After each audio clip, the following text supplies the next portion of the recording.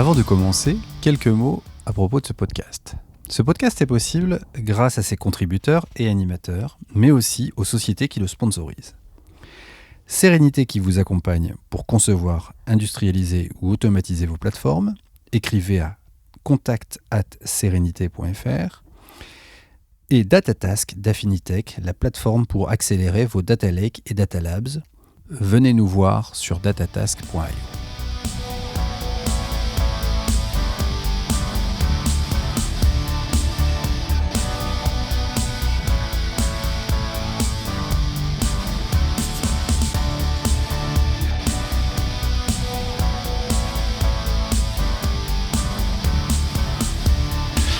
Bonjour à toutes, bonjour à tous, bienvenue dans un nouvel épisode du Big Data Hebdo. Le Big Data Hebdo, c'est le podcast francophone de la data et de l'IA. Toutes les semaines, on vous décortique l'actualité ou on interviewe quelqu'un qui vient nous rendre visite. Je suis aujourd'hui accompagné de Jérôme.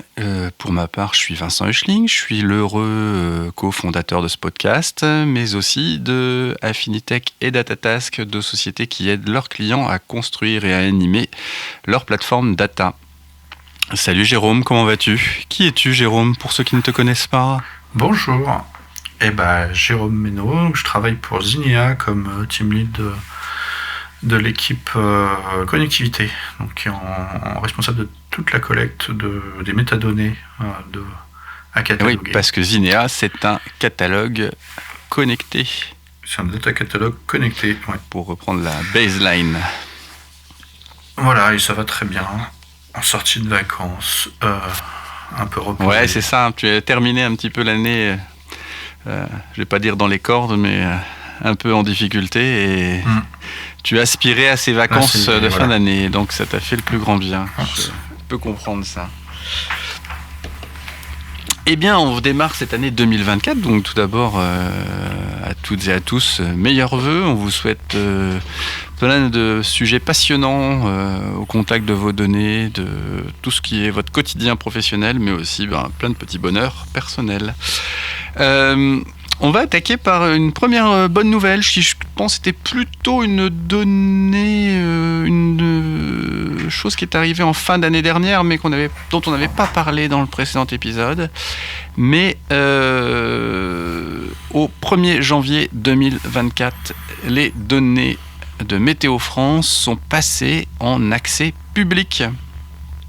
C'est-à-dire qu'aujourd'hui, vous pouvez, depuis le portail d'API de Météo France, vous pouvez accéder gratuitement aux données, aux API de données publiques. Vous pouvez télécharger des fichiers, vous pouvez télécharger des jeux de données, qui sont des données climatologiques de base, et puis aussi des données de référence un peu plus larges qui vous permettent d'appréhender le changement climatique. Alors, est-ce que, avec l'aide de ChatGPT, on arrivera à faire de meilleures prévisions que les prévisions de Météo France? Bon, on va être très clair, la baseline, elle n'est pas très élevée aujourd'hui, vu les épisodes météorologiques qui n'ont pas été prévus dans ce début d'année. Mais sincèrement, on fanfaronne là comme ça, on troll un petit peu, mais je pense que ça fait partie des sujets au vu de l'instabilité climatique, qui sont les plus durs à appréhender en termes de prévision. Donc je ne me risquerai pas à dire je vais faire mieux que ce qui existe. Même si c'est intéressant d'avoir ces données, cette profondeur de données météorologiques. Je me souviens, c'est depuis toujours une donnée dont on dit la donnée météorologique est une donnée super importante pour analyser plein de phénomènes de société, de tout ce que l'on veut. Et je suis assez content qu'on puisse avoir accès à ces jeux de données. Alors, j'ai pas encore fait de test là-dessus, mais ça doit être assez passionnant à analyser. Oui, sachant que visiblement, il y a des données météo et des données climatiques qui ne sont pas du tout la même chose. Puisqu'il y en a, c'est des moyennes et autres, et d'autres, c'est vraiment des données mesurées. Ouais. Et on est sur des domaines très différents. Mais bon, voilà, si vous pensez que vous pouvez faire mieux que des équipes de professionnels qui font ça depuis 30 ans, 40 ans, 50 ans, 100 ans, les données sont là, vous pouvez faire vos modèles. Mais je pense, alors je ne suis pas un expert du sujet, je pense malheureusement que le changement s'est tellement accéléré sur les quelques dernières années que les modèles historiques sont plus adaptés forcément à cette capacité à gérer le changement et à reprévisionner les choses de manière plus rapide, tu vois. Ah bah je pense que si, hein. Ils remettent de toute façon. Les modèles évoluent en permanence et ils s'adaptent et autres, et puis ils ont surtout une grande expérience sur le sujet, donc non, mais par contre oui, c'est une bonne chose parce que de toute façon ça permet effectivement à des gens qui pour le coup auraient des compétences de pouvoir monter des nouveaux modèles et autres, mais c'est pas, voilà. Mais je pense en plus que ça va permettre de faire des utilisations pour prévenir des choses, des phénomènes, enfin tout ce genre de choses. Bon, d'ailleurs, on ne sait pas les données accessibles, si c'est de la donnée fraîche ou si c'est de la donnée historique. Enfin, j'en sais rien pour l'instant. Mais écoute, je trouve que c'est une super initiative, en tout cas, de la part de Météo France, de mettre à dispo la data qu'ils utilisent. Et de mettre toutes nos API. On voit, il y a les modèles arpège, les modèles arômes et ainsi de suite, donc qui sont des modèles importants. On peut avoir aussi les données de type, au travers des API, on peut accéder aux bulletins d'avalanche, enfin toute forme, enfin tout ce qui sont les produits de data qu'aujourd'hui Météo France mettait à disposition du public sont accessibles via API, ce qui est quand même un super truc. Et puis après, il y a effectivement le portail data en open data. Donc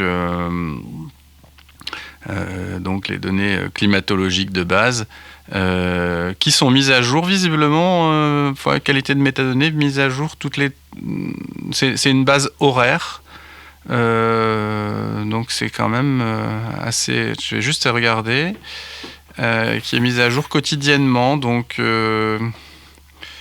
mais c'est plutôt c'est plutôt des trucs avec une profondeur de temps assez élevée, donc mais bon, à mon avis en fait apparemment ça dépend de, t'as une partie qui est accessible gratuitement et d'autres sous redevance. Ouais, bah oui. Et notamment je pense que si tu veux aller sur de l'infrahoraire, non, c'est les climatologiques, voilà, c'est ça. Et si tu veux aller en dessous de l'heure, les infrahoraires, horaires et quotidiennes, décadaires et mensuelles, apparemment, sont sous les redevances. Et tu dois avoir... D'accord, tu vois, c'est pour le climat, c'est t'as accès gratuitement aux mensuelles. Et peut-être aux quotidiennes... Alors je comprends pas parce que les quotidiennes c'est des deux côtés, donc enfin bref, en gros t'as une partie, en gros quand tu veux, je pense que si tu veux monter ta boîte pour exploiter ces données-là, tu vas sûrement taper dans les versions avec redevance. Ouais, bah ce serait quand même pas anormal. Ce qui peut s'accepter puisque alors c'est pas anormal et en même temps c'est un modèle, c'est un modèle assez français quoi, c'est-à-dire que tant que tu crées pas de valeur, tu peux. Hein ? Oui. Non mais voilà, bon après, mais c'est bien que ce soit public et puis que ce soit facile d'accès, parce qu'il y a deux choses, il y a déjà les rendre publiques, et même si elles sont sous redevance, qu'elles soient faciles d'accès, c'est déjà beaucoup mieux que quand c'est pas le cas. Mais c'est vrai que c'est une approche, c'est un changement visiblement de l'approche française. Enfin effectivement l'open data il se met en place, il a un peu, enfin on sent que ça traîne un peu des pieds, mais ça se fait. Et pourtant c'est une bonne chose. C'est vrai qu'aux États-Unis là-dessus ils sont plus forts pour le coup, parce qu'à partir du moment où il y a du financement d'État, ça doit être public. Ouais, oui. C'est plus contraignant aux États-Unis, je pense, foncièrement. De ce point de vue-là. En fait, ce qui se passe, c'est qu'aux États-Unis, ils ont un service public qui va être considéré comme un service public qui va récolter toutes les données, en fait, qui est l'élément de coût. Il va récupérer les données et il va les mettre gratuitement à disposition de tout le monde. Et les prévisions, les modèles météo et autres, il y aura peut-être une partie publique, mais les boîtes privées peuvent utiliser directement ça, faire leur modèle et puis après faire les prévisions qu'elles vendent, qu'elles vendent de façon directe ou indirecte. C'était pas quelque part le rôle de DataGouv ou... En France, en fait, Météo France avait été la responsabilité de faire les deux. Ouais. Là où les États-Unis, la partie qui coûte, c'est financé par l'État, et donc après les données sont mises à disposition gratuitement. En France, c'est l'État essayait de pas les financer, donc on demandait à la partie commerciale de France de Météo France de financer la partie libre et gratuite. D'où le fait qu'ils le faisaient, mais pas en traînant des pieds ou en essayant de revendre le truc ou des choses comme ça, quoi. Donc je sais pas si derrière il y a des arrangements ou pas. En tout cas, c'est une bonne chose, hein, comme tout les open data. Enfin, c'est comme l'INA. Moi, je pense que tout ce qui est dans l'INA devrait être quasiment gratuit. Après, il y a le problème des droits d'auteur, mais au moins quand ça vient du service public, ça devrait être disponible. C'est vrai qu'on peut se poser en plus la question de se dire des choses qui ont été financées à partir de fonds publics, la donnée devrait être librement disponible. Après, c'est la licence de réutilisation et de création de valeur à partir de ça qui peut poser parfois un peu problème, mais bon. En fait, il n'y a pas de problème à avoir, ça a été financé par tout le monde pour le bien public. Donc on a le droit de l'utiliser, et puis après tu as le droit de créer de la valeur dessus. Et voilà, point barre. Et après, quand c'est des entreprises privées, c'est une autre histoire. Mais oui, je pensais aux entreprises privées, Jérôme, plus qu'autre chose.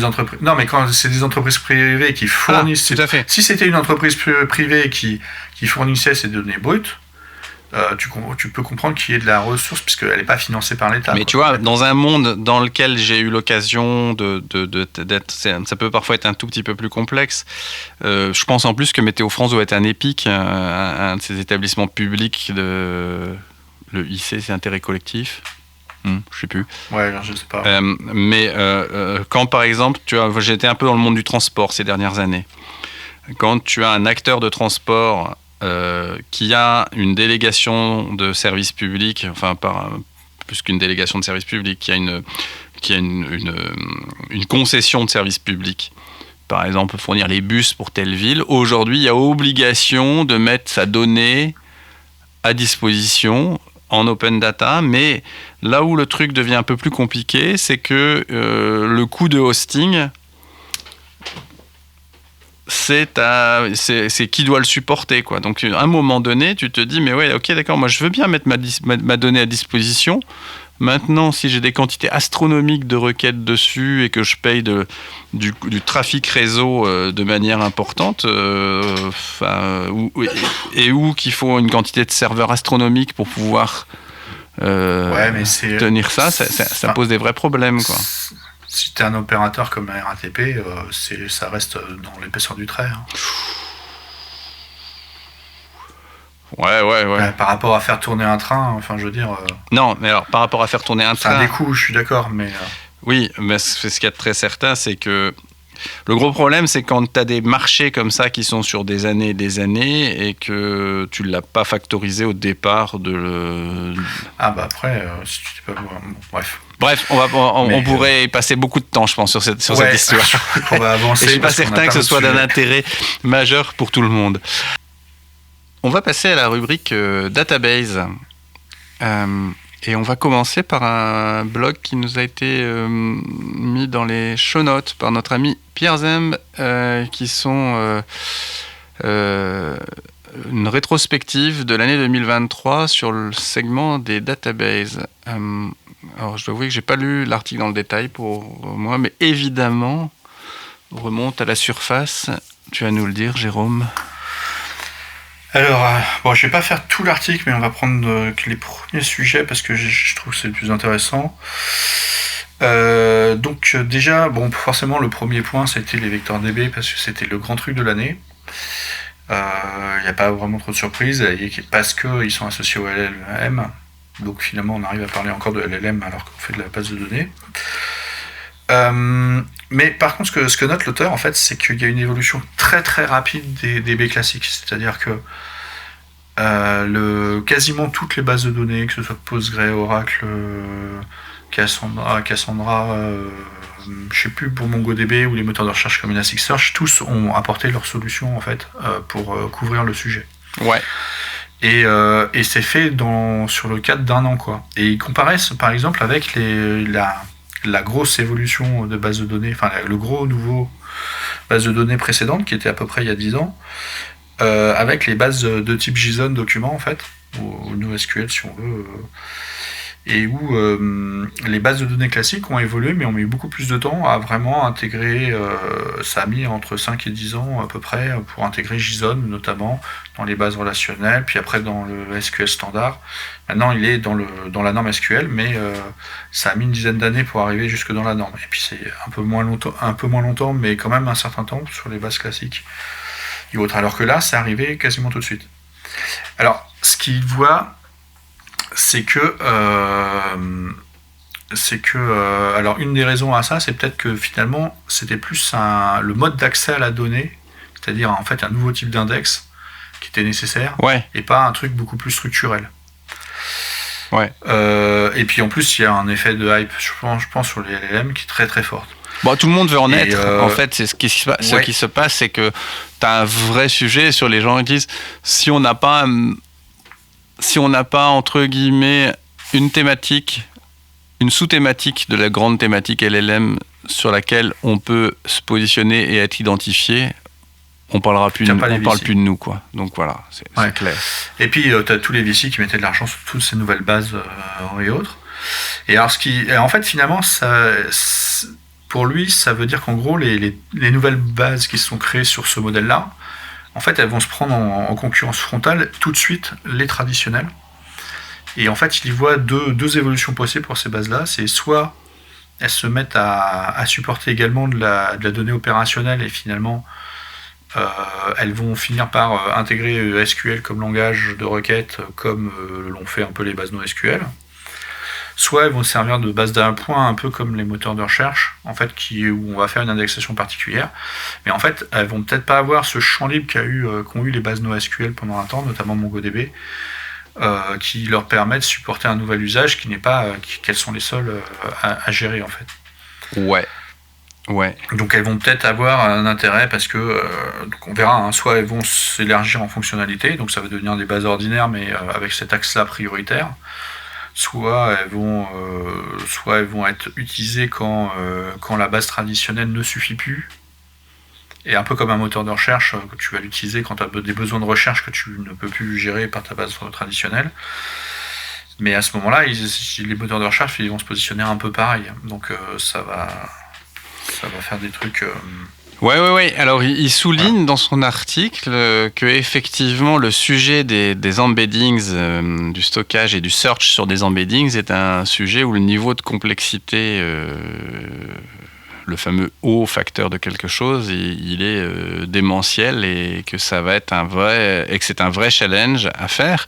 Mais tu as raison sur le fait que le move des databases existantes qui disent nous on peut être une vector DB aussi. Est assez intéressant. Il ressemble par certains côtés à ce qu'on avait quand on pluguait à l'intérieur d'une database un index de search. Je repense à quand on avait Solaire au-dessus de Cassandra, je sais pas, au-dessus de... Oui, alors là, Solaire sur Cassandra, c'est un vrai moteur de recherche. C'est un vrai moteur de search qu'on mettait à côté. Tu avais des trucs avec les mots-clés et autres. Sur Oracle, il y avait une cartouche. Je sais même pas si c'est une cartouche, c'était standard. Tu avais un mécanisme de recherche PostgreSQL, il y en a un aussi qui est pas si mal que ça, parce que si tu vois l'expérience de Doctolib, ils ont dit que pendant très longtemps leur recherche dans Postgres suffisait. Ouais. Ils ont fini par passer par Elasticsearch parce qu'au bout d'un moment ça allait plus, mais ils avaient dit que pendant très longtemps ils ont réussi à utiliser ce mécanisme-là de recherche. C'est une recherche qui marche déjà pas mal. Et donc et là en fait en plus on est sur un truc qui est presque plus simple entre guillemets. Enfin c'est vraiment un format qui est finalement un format tabulaire que les bases savent déjà stocker, et puis un index pour chercher dessus. Et en plus la force d'une base traditionnelle, c'est que tu pourrais chercher dessus plus sur d'autres critères. Ouais, c'est sûr. Ouais. Donc ça peut même avoir des intérêts. Donc bon, on verra, c'est un peu... Mais effectivement, il est possible que les bases de pure embedding, en fait, elles aient du mal... qu'elles vont avoir un marché, mais elles vont peut-être pas avoir un marché aussi gros que si elles étaient restées seules sur le sujet, en fait. Elles vont devoir composer ou se transformer beaucoup plus vite, en fait. Oui. Potentiellement. Oui. Il y a un push quand même important. Et honnêtement, si vous avez déjà une base de données relationnelle qui a ajouté ce support-là ou pour laquelle il y a un plugin à ajouter pour avoir le support, commencez par là. Hein. Ouais, tout à fait. Typiquement, il souligne dans l'article qu'à un moment donné, pgvector qui vient au-dessus de Postgre marche très bien, quoi. Voilà. Donc à un moment donné, et je pense que jusqu'à une certaine, c'est toujours la même histoire. C'est-à-dire que ce genre de choses-là, les puristes vont dire mais non, ça marche pas aussi bien que Pinecone, ça marche pas aussi bien que je ne sais plus quel autre pure player de cet espace. Possible. Mais si, ça marche très bien jusqu'au moment où ton échelle elle est trop importante. Mais est-ce que tu vas l'atteindre, ce moment où ton échelle est trop importante ? Je veux dire, voilà. Nous, on a des sujets de knowledge base qu'on a fait, où on fait du RAG avec des LLM, là. La taille de l'embeddings, il est très raisonnable au final. Donc, on n'a pas besoin de s'enquiquiner à aller faire des choses très spécifiques et des choses où ça devient un produit à part entière. Donc, sincèrement, si vous avez déjà une base de données, commencez par rechercher l'extension de cette base de données qui va vous permettre de continuer à l'utiliser et de pouvoir vous dire que vous n'avez qu'un seul socle de base de données dans votre environnement. Vous saurez qu'un seul système, c'est quand même beaucoup plus simple que de coordonner plusieurs systèmes. Surtout, vous avez un système transactionnel, c'est quand même beaucoup plus simple que de gérer deux systèmes pour lesquels il n'y a pas de transaction entre les deux en plus. Parce que généralement, ce sera plus le cas. Exactement.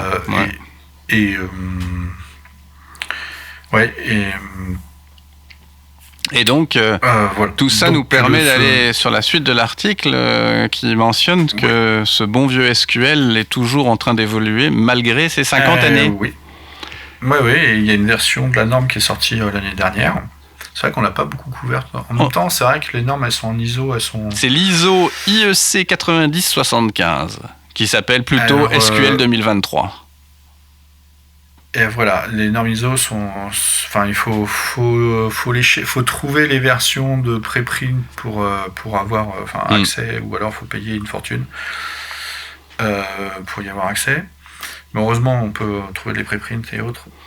Et donc, dans cette version... Et donc, ils ajoutent la notion de property graph queries. En fait, donc on a la possibilité maintenant de déclarer à côté des tables... En fait, de déclarer une sorte de graphe qu'on va pouvoir nommer et on va pouvoir déclarer comment il est représenté par les tables. Donc en fait, c'est vraiment du pur déclaratif. Et ce graphe-là, ensuite, pourra être utilisé dans des requêtes avec un sous-langage qui s'appuie sur GQL, qui est Graph Query Language, qui est en cours de normalisation et qui est très très fortement inspiré de Cypher ou de Cipher, je ne sais pas comment on le prononce, qui vient de Neo4j en fait. Mais alors, je ne sais pas comment c'est matérialisé dans la base, cette property graph. Je pense que c'est de la définition et que c'est à la requête que ça se joue. Ah, tu veux dire qu'à la requête, il transforme la property graph que tu as créée en le SQL sous-jacent. Ok. Ouais, dans l'article, tu as un exemple où il construit 3 tables. Donc, il y a une table de personnes, une table de groupe et puis une table member of qui est le lien entre les deux. C'est du bête Cleanen, tout simplement. Ouais. Et ensuite, il déclare son graphe, son property graph. Là, il explique les vertex, ce sont la table. Ah oui, d'accord, je vois. Avec la CLI ID, puis la table bands avec l'ID. Et ensuite, les edges, ils sont matérialisés par la table member of. Il n'y en a qu'une. Mais il explique la clé, elle est constituée comme ça, la source et la destination, donc ça permet de faire un edge orienté. Et puis il y a les propriétés, en plus à chaque fois on précise des propriétés qu'on peut aller récupérer directement à travers le graphe. Voilà, alors peut-être que derrière il fait de l'indexation, il fait des trucs sous-marins, mais en fait je dirais c'est ça c'est du détail d'implémentation. Toi tu fais de la déclaration. Ouais, tu fais ta déclaration, et puis derrière tu es capable de dire, from graph table. Voilà, tu as une fonction GraphTable, je sais pas si c'est vraiment une fonction ou pas, mais ça ressemble à une fonction. Tu lui passes en paramètre une expression qui va avoir le nom du graphe, et après tu vas avoir un match, et là tu vas mettre tes critères de sélection dans le graphe, qui seront sous la forme de GQL, quoi. Donc tu mets ta source, une flèche, à l'intérieur tu peux mettre des critères, à l'intérieur de la flèche tu peux mettre des critères, C'est très proche, effectivement, ce que tu disais de Neo4j Cypher, là, qui permettait de faire ce genre de choses-là. Et l'intérêt, c'est à nouveau, l'intérêt, c'est comme quand on avait des bases documents sur lesquelles on me disait, ah bah ouais, mais tu vois, je stocke des objets JSON, c'est le meilleur moyen de les faire. Dans la base SQL, ça va être pénible à faire. Et puis bon, est arrivé les colonnes type variant ou autre, dans laquelle on pouvait mettre ce type de JSON directement dans un champ d'une table classique et pouvoir travailler avec des ordres pour pouvoir travailler sur ce JSON. Donc là, à un moment donné, c'était le SQL, la base traditionnelle manipulable en SQL redevenait capable de faire ce qui avait été l'une des raisons de quitter ces bases-là pour des bases documents. Et il y avait effectivement traiter des sujets de graphes dans une base SQL, c'était un enfer. Écrire des requêtes SQL pour traiter des sujets de graphes, de par le côté un peu récursif qu'il pouvait y avoir pour parcourir un graphe, c'était un enfer. Et là, pour le coup, je voudrais bien savoir la nature du SQL généré sous-jacent. Ah bah t'en as pas, puisque c'est le SQL lui-même. Non, mais bien sûr, ce que je veux dire, après, au niveau du plan, mais au niveau du plan, ça va dépendre de la base de données. Au niveau du plan. Et donc, malheureusement, aujourd'hui, puisqu'il y a toujours un downside sur ce genre d'annonce, ça n'est supporté que chez Oracle. Aujourd'hui, c'est en janvier 2024, le seul DBMS qui soit capable de faire ça, c'est ouais. Après, c'est Oracle. Mais tous les espoirs sont permis, puisqu'il y a une branche expérimentale de DuckDB qui s'intéresse au sujet. Et je pense que les autres suivront, en fait, notamment Postgre. Il faut mettre le S là. Ouais, tout à fait. Il y aura tôt ou tard une extension, si elle n'existe pas déjà. D'ailleurs, tu sais, supporter nativement, j'imagine. Si ça tombe, elle existe déjà, cette extension Postgre. Alors réagissez, les spécialistes Postgre là, réagissez, dites-nous s'il y a une extension graph. Les spécialistes ES. Laetitia, c'est toi qu'on vise. Dis-nous s'il y a déjà une extension qui permet de faire ça en Postgre. On est peut-être en train de se dire, parce qu'aujourd'hui, il y a effectivement un standard qui existe. Sachant que la plupart, faut pas se leurrer, la plupart des graphes qu'on a dans une base de données, c'est souvent des arbres. Pas toujours, mais c'est très souvent des arbres. Et les arbres, en fait, on a déjà des outils avec les requêtes récursives. Oui. On peut déjà faire depuis très longtemps sur tous les moteurs classiques, Oracle, SQL Server. Le parcours d'un graphe de nœud en nœud reste un truc très rare dans les cas d'usage. Et quand entre guillemets, c'est assez rare qu'on ne puisse pas contourner ce problème. Et puis souvent, en fait, applicativement, tu vas chercher les nœuds adjacents et tu arrives à les faire avec des requêtes. Soit tu parcours un arbre, oui. Soit tu cherches les nœuds adjacents. Et même si tu as un graphe, c'est les nœuds adjacents ou le parcours d'un sous-arbre du graphe.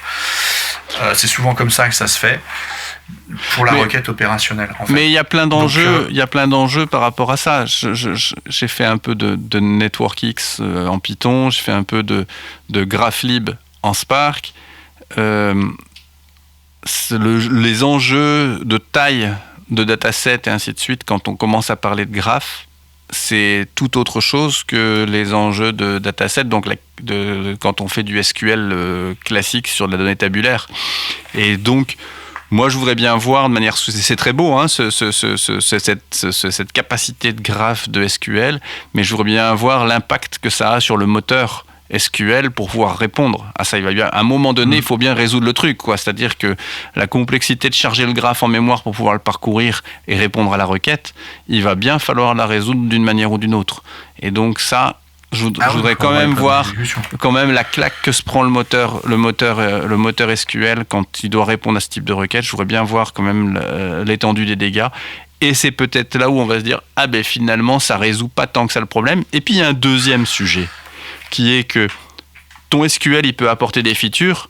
Si ton client que tu utilises, ton outil de reporting, ton tableau, ton je ne sais quoi, n'est pas capable d'appréhender la donnée qui lui est ressortie comme ça, d'écrire une requête en forme graph, ça ne sert pas à grand-chose au final. Non, mais ça va servir pour les applications opérationnelles. Peut-être. Et puis, il ne faut pas oublier que l'essentiel, pour la plupart des applications aujourd'hui, ta base de données, elle tient en mémoire. Oui, on est bien d'accord. Tu as des contre-exemples, bien sûr, tu as des très grands contre-exemples, mais tu as l'essentiel des bases de données aujourd'hui existantes, au moins les index tiennent en mémoire, voire le dataset complet, quoi, et dans la mémoire d'une machine. Donc, dans ces cas-là, ça te permet juste d'exprimer une requête de façon beaucoup plus simple et beaucoup plus lisible, et le moteur, il saura s'en sortir, je pense. Après, oui, tu auras des cas où ça ne sera pas possible. Et puis tu as les outils d'analyse, effectivement, ceux qui écrivent eux-mêmes leurs requêtes, tant qu'ils ne sauront pas le gérer, ils ne sauront pas le gérer. Mais c'est pas grave, c'est pas eux la cible de cet usage. Voilà, deuxième point, il y a eu beaucoup d'autres points sur SQL, mais le deuxième truc, c'est les tableaux multidimensionnels. Ouais. Donc, le fait d'avoir un type tableau a été ajouté déjà il y a plus de 20 ans. On pouvait aussi faire des tableaux imbriqués, donc faire un tableau dans un tableau, et là c'est vraiment des tableaux multidimensionnels avec 2, 3, 4 dimensions nativement, quoi. Et pas des tableaux de tableaux de tableaux. Et on peut apparemment fixer les bornes sur tous les niveaux, parce que dans les tableaux de tableaux, en fait, il n'y avait que Qu'une seule dimension, le tableau initial qui pouvait être dimensionné. Et on peut nommer les dimensions, ce qui est intéressant aussi. Et je ne sais pas si on peut faire des recherches du genre je fixe des dimensions pour avoir la projection, ou je sais pas, ou le sous-élément. Et c'est marrant, c'est qu'on peut borner les tableaux. Au-delà de fixer une limite, une taille du tableau, on peut borner la plage dans laquelle le tableau, les valeurs sont acceptables à l'intérieur du tableau. Je trouve ça quand même assez impressionnant. Non, c'est dommage, il n'y a pas d'exemple SQL d'utilisation de ces tableaux multidimensionnels. Non, il n'y a pas d'exemple, mais je pense que c'est assez proche. Je pense que c'est assez proche du tableau, c'est juste que tu dois rajouter une virgule et puis le nouvel indice. Et puis, je sais pas du tout. S'il y a un nom, je sais pas trop comment tu le présentes, mais apparemment on peut le nommer, donc on doit, là dans la définition, parce qu'on a l'exemple du type, y mettre le nom et après entre parenthèses les bornes. Donc c'est possible que tu aies la même syntaxe au moment de la consommation, où soit tu mets directement la valeur, soit tu mets le nom avec entre parenthèses la valeur. Je suis en train de parcourir en diagonale le papier de recherche sous-jacent. Et effectivement, là, il y a des choses où tu peux faire du unnest et des choses comme ça où tu peux faire du unnest dimension par dimension, en fait. C'est ça qu'il y a dans le papier. Donc, je vous invite à regarder le papier dans le détail si vous voulez en savoir plus. Il y a d'autres trucs dans l'article, dans cette revue de l'année, là, mais bon, je ne suis pas certain qu'il y ait des choses dignes d'être exposées, à moins que tu aies, toi, des choses particulières. Il y a sûrement des trucs intéressants, mais bon, je dirais... après aller voir, c'était vraiment les points qui me paraissaient les plus intéressants. Ouais.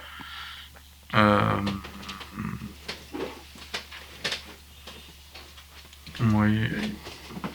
Apparemment, il y a une histoire de problème de changement de mot de passe qui doit toucher Larry Ellison. J'ai pas trop vu le détail, mais ça c'est le dernier truc, donc ça va être la blague de. Ça va être la blague, la private joke du truc. Donc si vous voulez voir la blague en question. Lisez l'article, s'il vous plaît. On parlait tout à l'heure de la capacité de search dont certaines bases se dotaient. Search, quand on ratisse autour de nous, et évidemment, on tombe sur QuickWit. Et QuickWit est sorti en 0.7. Et cette version 0.7 de QuickWit, c'est assez génial. Elle améliore ses performances, qui étaient déjà très bonnes, de 30%, donc déjà quand même super impressionnant. Donc, un beau début d'année pour nos amis de QuickWit. Et puis surtout, ils ont une API compatible Elasticsearch. Ça veut dire que si vous avez des usages autour d'Elasticsearch, qui, rappelons-le, peut parfois être un peu lourd à gérer en termes de ressources, puisque Elasticsearch stocke ses données sur le disque local des machines, ben là, avec QuickWit, vous pouvez commencer à aller vers le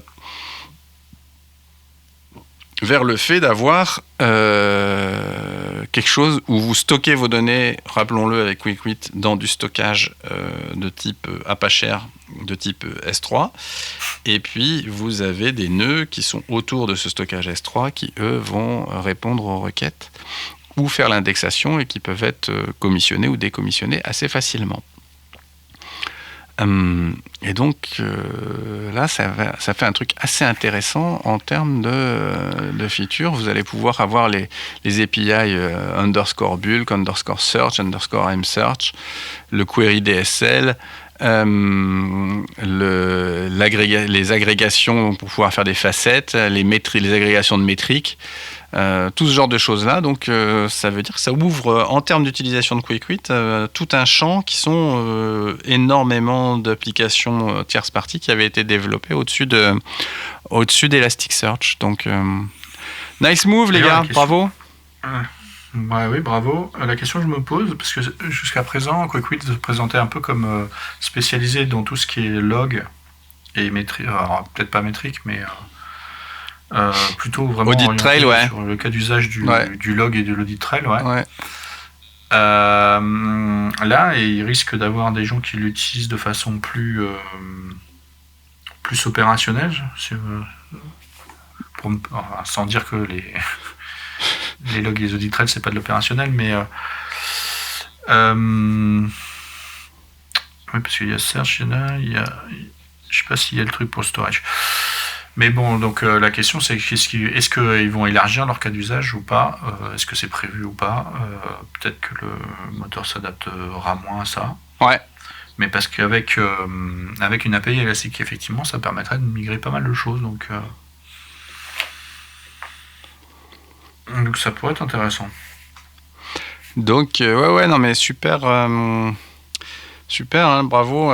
C'est un super move, là, le fait d'avoir cette API. Et ce qu'il y a de très certain, c'est que de toute façon, on le voit dans plein de produits qui, dans leur maturité, le fait, à un moment donné, de prendre un acteur qui est incontournable sur le marché. On va dire, voilà, sur le search, on demande à des gens de notre métier de dire un index de recherche, tu prends quoi ? Ils disent, la réponse obvious, quoi, c'est de prendre Elasticsearch.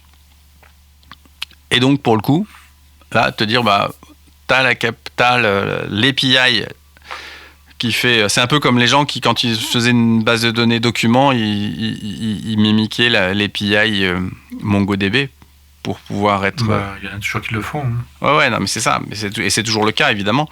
Et donc, à un moment donné... Il y en a qui mimiquent S3. Voilà, c'est comme, sur l'object storage, c'est S3, quoi, l'API de facto.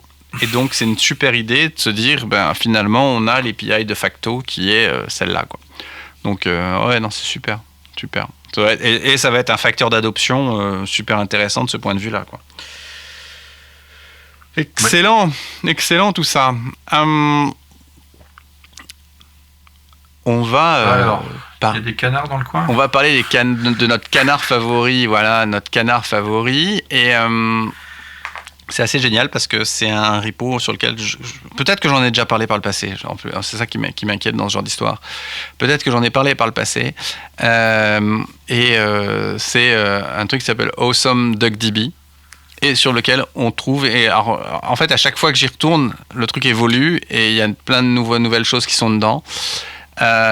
Et en fait, c'est toutes les ressources. C'est un digest de toutes les ressources que vous pouvez avoir pour, si vous vous intéressez au sujet DuckDB, pour pouvoir démarrer avec, pour pouvoir aller plus loin, pour pouvoir faire plein de choses. Et au final, ça permet de assez rapidement vous mettre en route et résoudre un sujet. Vous avez toutes les intégrations, l'intégration de DBT, l'intégration, la Singer Spec Target DuckDB, Airbyte DuckDB Destination, Kestra bien sûr, dont on parlera un jour, c'est promis. Et puis aussi Euroflight SQL Server qui permet d'avoir au protocole Flight de pouvoir envoyer des choses. Ainsi que les extensions, j'en découvre qu'il y en a de nouvelles. J'avais pas vu, c'est là qu'il y a une DuckDB Iceberg maintenant qui permet d'aller mettre vos données DuckDB dans des tables Iceberg. Donc c'est vraiment pas mal de ce point de vue-là. Iceberg, on entend de plus en plus parler. Ouais, c'est clair, c'est que ça commence à être un truc qui... Alors, il va falloir faire le choix. Et puis, il y a même une extension Delta Table, quoi. C'est-à-dire que vous voulez utiliser DuckDB avec des tables Delta. On a déjà parlé des tables Delta.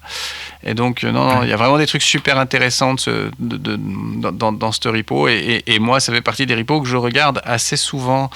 Et puis, ça ne va pas seulement que sur ces trucs-là. Si vous voulez avoir un peu de matière à regarder, il recense les différents talks qui ont pu être faits sur le sujet DuckDB, et ça c'est vachement bien de ce point de vue-là, ainsi que les différents podcasts qui ont pu être faits aussi sur DuckDB. Donc nice job de ce point de vue-là, et surtout, c'est un truc qui vit un peu au quotidien. J'ai pas regardé les commits, mais le dernier commit, il date d'il y a une semaine, où a été ajouté différentes choses. Voilà, a été ajouté un nouvel outil, dbeaver, qui est un outil d'accès aux bases de données, qui maintenant peut se connecter à DuckDB. Voilà, c'est l'ajout de la semaine dernière. Donc on a plein de petites choses intéressantes. Donc si vous êtes comme moi à travailler au quotidien, ou presque, avec DuckDB, c'est un incontournable à avoir dans un coin de votre bureau. C'est tôt ou tard. Mon cher Jérôme, où est-ce qu'on peut te retrouver ?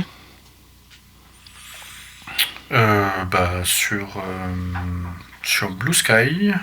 Ah, tu y es aussi sur Blue Sky, ouais, effectivement. Sur Twitter X, avec le même handle,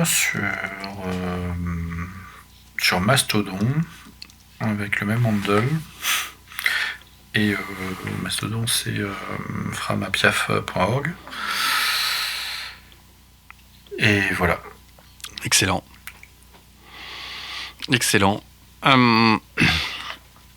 Pour ma part, vous pouvez me retrouver sur Twitter/X.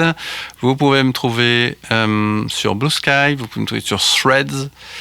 Et j'en passe et des meilleurs, avec le handle @vhe74. Vous pouvez me suivre sur LinkedIn aussi, et puis évidemment l'endroit le plus proche pour me trouver, c'est le Slack du Big Data Hebdo. Et je serai, à la fin de ce mois, le 31 janvier, je serai présent lors de la conférence qui se tient chez Criteo, mais je pense que c'est totalement, entre guillemets, sold out, puisque toutes les places se sont arrachées très très vite. Une conférence où il y aura des interventions de Criteo, de Michelin, de Decathlon, de BPCE, de La Poste et d'OVH autour des sujets de la moderne data platform. Voilà, donc j'y serai. Donc si vous avez prévu d'y aller, on s'y croisera. À très très vite. Ciao.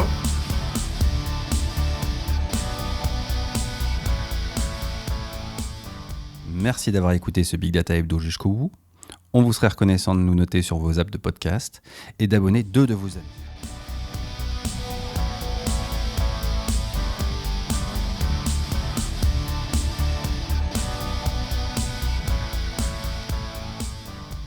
Un grand merci à Maxence Lecointe qui a composé et enregistré le générique de ce podcast.